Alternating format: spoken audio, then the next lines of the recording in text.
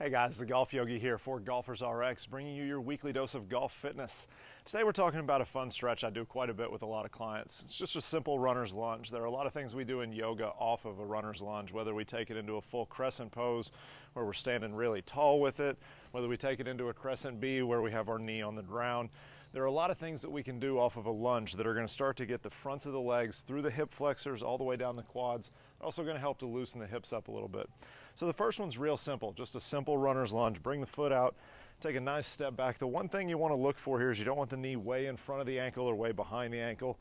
Just get a long enough step to where you can really drive the ball of the back foot, let the heel start to work up a little bit, get nice power coming all the way from that back leg. Then you can get down in here into this runner's lunge and start to bounce. So one big thing that I tell people, we want to bounce the hips in this runner's lunge. I see this a lot. People just bending the knee. That's not really doing anything. It's not a big bounce. It's just nice, easy little pumps up and down. Should really feel it into that hip flexor there. If that feels good, you can also straighten the front leg out. You can bend and straighten, get into this little, the knee will go just in front of the ankle there, but not too much. Just play around with these. When you stretch out the front of this leg, you're going to start to feel it in the front of the ankle, working up the shin a little bit. It should feel really good there. Some other things that we can do from this, drop this back knee down and just start to work really low here. Seeing if you can get that right shoulder underneath that right knee, or obviously the opposite, the left shoulder under the left knee if you're working the other side with this. But just trying to get low. We're still hugging that knee in. So if you're looking at this straight on, when we come all the way down to the ground, we don't want to come down and let this knee open yet. When we're trying to get into these hips, we work really low, hugging this right knee into that right shoulder, trying to get a little lower with it. From here, you've got some other options. You can take a hand down. I'll show you this one from the side. So now we've got that left foot forward. You can take the right hand down inside that left foot, start to open all the way to the sky. So just like you're trying to stack that left shoulder on top of the right, you can get some nice rotation in there. You're going to feel it in the hip, really trying to open up. And again, keep that knee working towards the inside. We don't want that knee to fall way, way outside.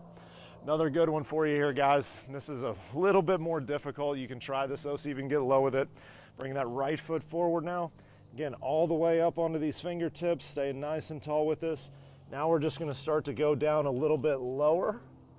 Maybe start to work the hand out underneath, trying to get lower again. When we work this hand out to the outside of this right foot, it helps to square up the chest a little bit. Let us get a little bit lower here. Then one more for you here, guys. You can drop that back knee to the ground again. Now we're going to go ahead and open all the way into this foot, into this right knee. I'll let you see this coming forward.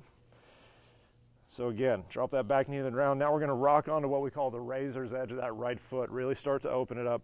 Now you can start to sink lower again. This is going to get into the groin, maybe into the hip. Should feel really, really good starting to open those hips there.